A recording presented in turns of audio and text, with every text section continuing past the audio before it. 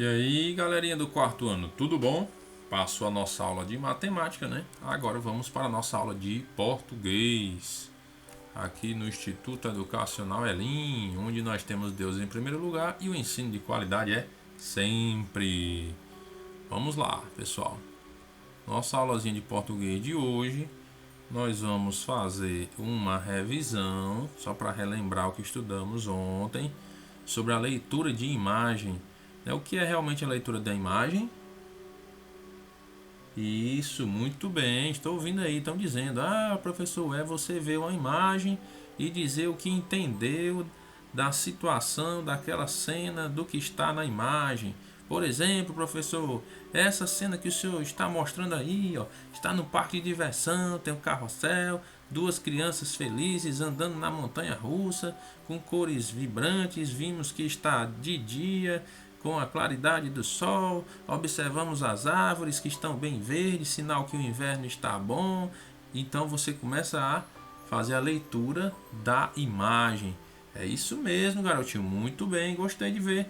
Garotinho e garotinha, vocês dois aí, tanto os meninos quanto as meninas, são muito inteligentes e estão conseguindo aí fazer a leitura da imagem. Muito bem. É isso que significa a leitura de imagem. É você conseguir ver uma imagem e conseguir assim entender o que aquela imagem quer te comunicar, certo? Então, quando você consegue fazer isso, você está fazendo a leitura da imagem, você está conseguindo ler a imagem, porque você consegue entender o que a imagem quer comunicar. Muito bem, parabéns para você.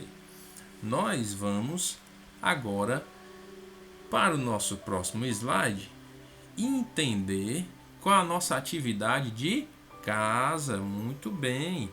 Você tem que assistir todo o videozinho agora do tio Jefferson para saber quais são as atividades, certo? E as atividadezinhas você vai geralmente copiar no caderno, tá bom? Para não ficar só enviando formulários sem assistir os vídeos, porque nos vídeos é que nós temos o conteúdo. Isso, muito bem. Vamos lá, nossa atividade de casa. Anote aí, viu? Você vai pausar o vídeo nessa telinha e vai anotar no caderninho, certo? Porque nós vamos continuar o conteúdo e aí quando terminar o conteúdo vai ter atividade de sala. Você vai fazer a de sala primeiro. No final é que você vai fazer a de casa, certo?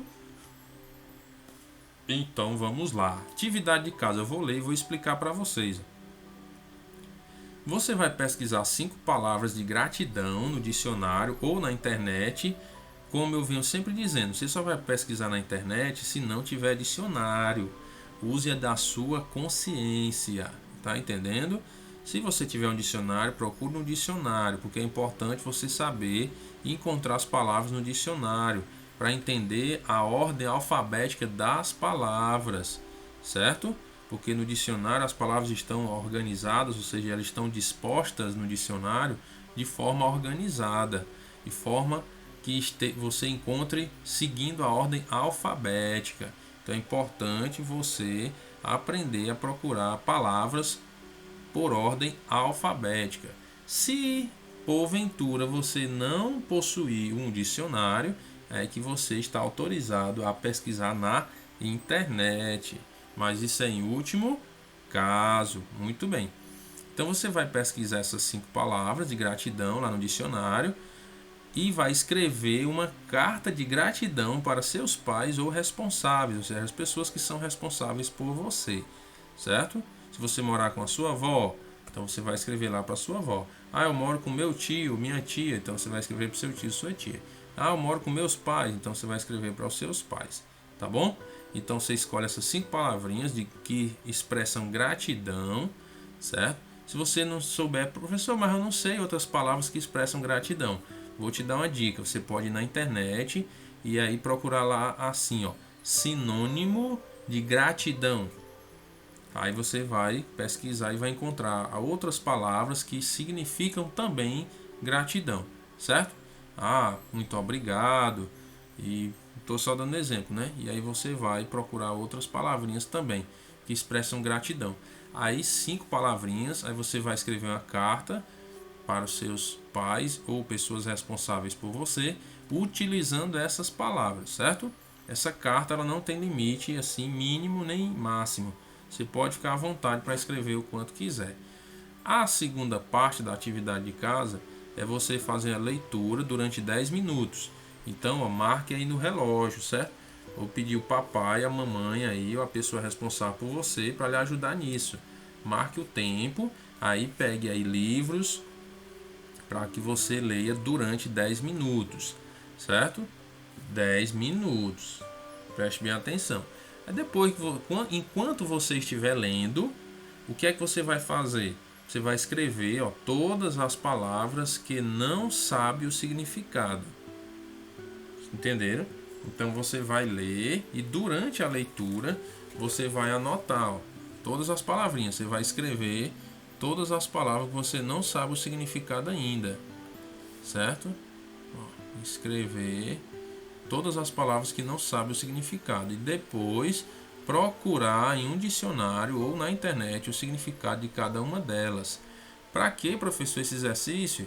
Esse exercício é para você aprender que nem todas as palavras você conhece e quanto mais palavras você não conhecer, quanto mais palavras for desconhecida para você enquanto você está lendo o texto, mais difícil será a compreensão do texto. Então, por isso que você tem que começar a treinar, a ler e escrever as palavras que não entende ainda, que não sabe o que significa. Aí você vai lá, pesquisa o significado e aí você vai dizer: ah, então é isso que esse texto quer dizer. Porque fica muito difícil de você entender um texto se não sabe o significado das palavras. Concorda comigo?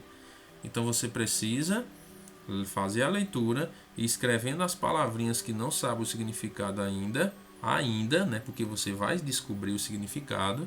Aí depois você vai procurar lá no dicionário o significado de cada uma dessas palavras. Aí você vai começar a perceber que o seu entendimento sobre o texto vai melhorar. Você vai conseguir entender melhor o texto quando você conhece o significado das palavras.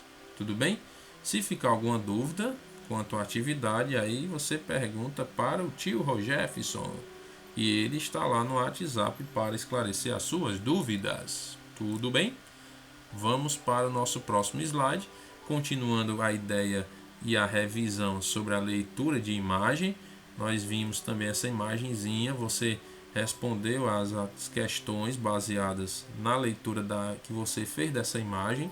Vimos aí, ó, a professora muito feliz ensinando a matéria para as crianças e as crianças aí também bem atentas, fazendo as atividades, assim como você deve estar também fazendo as atividades aí perto do seu papai, da sua mamãe ou da pessoa que está responsável por você, lhe orientando como você deve proceder aí com relação a essas atividades, certo? Então você consegue perceber aí várias características só em fazer a leitura da imagem. Também agora nós vamos fazer a leitura de um texto, certo? A aula passada nós estudamos sobre leitura de imagem e leitura de texto.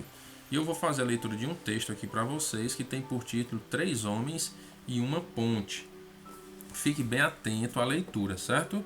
Muita calma nessa hora, muito silêncio para você entender a leitura do texto.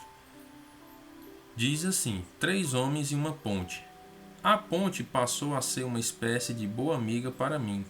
Quando comecei a atravessá-la todas as manhãs a caminho do trabalho, ela era o sinal de que minha longa viagem estava quase no fim. Porém, depois de algum tempo, comecei a observar as pessoas que a atravessavam a pé. A ponte de Rose Island é uma das poucas de Portland que permite o trânsito de pedestres e de veículos. Havia um jovem negro por quem eu passava quase todas as manhãs. Seu rosto bonito demonstrava determinação e motivação. Comecei a orar por ele, por seu dia e por sua vida. Quando não o via na ponte, eu me preocupava. Agora ele não passa mais por ali. Eu gostaria de saber onde ele está, como está. Seria um estudante? Teria terminado o curso no colégio? Teria ficado doente por ter enfrentado os dias frios e impiedosos do inverno? Ou teria comprado um carro e passara a percorrer diariamente, como eu, aquele trecho sobre 4 rodas? Há também o homem idoso que, vez por outra, é visto carregando uma enorme cruz de metal no ombro e um cartaz nas costas onde se lê: Jesus salva o pecador do inferno. Sinto sempre um nó no estômago quando o vejo. Ele não é uma pessoa por quem eu possa orar com tanta facilidade como oro por meu jovem amigo negro. Talvez porque minha fé não seja tão ousada quanto a dele. Talvez porque a cruz que ele carrega, embora aparentemente grande e pesada, seja transportada com a ajuda de um carrinho com rodas. Existe alguma coisa naquela cena que me deixa perturbado. Mas a imagem que está gravada mais fundo em minha memória é a de um homem sem teto e sem cão. Ou melhor, um homem sem teto e seu cão. Eu vou ler o início desse parágrafo novamente para você entender. Mas a imagem que está gravada mais fundo em minha memória é a de um homem sem teto e seu cão. O homem estava com a barba por fazer e os cabelos desgrenhados. Usava uma velha jaqueta de camuflagem do exército, calça e botas militares. Seus cabelos eram compridos e ainda não tinha tons grisalhos de velhice. Sua mochila era muito pesada, forçando seus ombros para frente. Embora a cena fosse comum naquele local, cheguei à conclusão de que era o cão que transmitia tanto amor a ela. Era um cão labrador preto, grande, velho e visivelmente leal. Também carregava uma mochila. A mochila tinha bolsos cujos pesos eram distribuídos proporcionalmente de cada lado do corpo. O homem e seu cão deixavam transparecer uma imagem comovente de verdadeira amizade. Quantas vezes em minha vida eu desejei que meus fardos fossem carregados de maneira tão carinhosa. Meu jovem amigo negro me fez pensar em orar em seu favor, porque ele era carente espiritualmente falando. O senhor idoso com a cruz ilustrou de modo cruel a necessidade de bondade e de autenticidade quando falo de minha fé.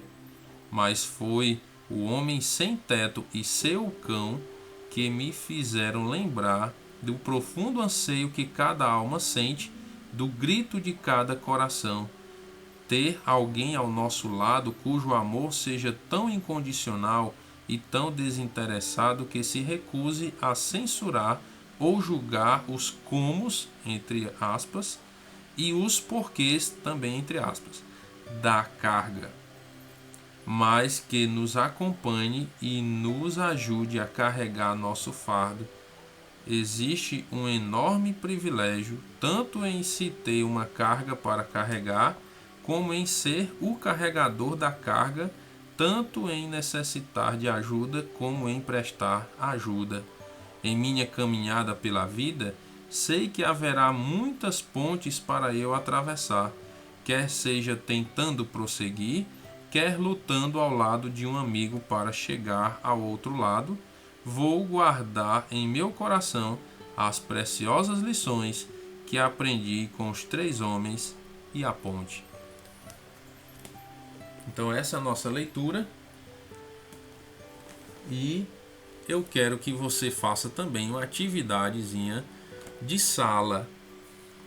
Você vai pausar o vídeo, eu vou explicar primeiro como é essa atividade de sala. Aí você vai pausar o vídeo e vai anotar essa atividadezinha de sala no seu caderno e vai respondê-la. Se você não entendeu o texto ainda, a leitura do texto que eu fiz, você volta ao vídeo e assiste novamente, certo? Para você ouvir a leitura do texto com calma e entender o que o texto está querendo dizer. Você vai fazer o que nessa atividadezinha de sala? Você vai escrever no caderno 5 linhas descrevendo o que entendeu da leitura do texto. E depois você vai gravar um áudio lendo o que você escreveu. Entendido? Vou repetir. Você vai escrever no caderno 5 linhas descrevendo o que você entendeu da leitura do texto que eu fiz. Eu não fiz a leitura do texto, 3 homens e uma ponte. Então você vai tentar entender o que é que esse texto quer dizer e vai escrever com as suas palavras 5 linhas. Aí depois você vai gravar um áudio e mandar para mim esse áudio lendo as 5 linhas que você escreveu. Tá ok? Ah, professor, não lembro do texto. Volta ao vídeo e ouve a leitura novamente. Tá bom? Pessoal, essa foi a nossa aula de português de hoje. Você vai realizar as atividades. Quando for na hora do recreio, eu vou bater o sino, né? Vou avisar que é hora do recreio. Se eu esquecer de bater o sino, eu aviso. Você vai para o recreio. Quando voltar, tem a aulazinha de arte, beleza? Qualquer dúvida, o professor está lá no WhatsApp para esclarecer suas dúvidas. Tá bom? Um grande abraço. Deus abençoe.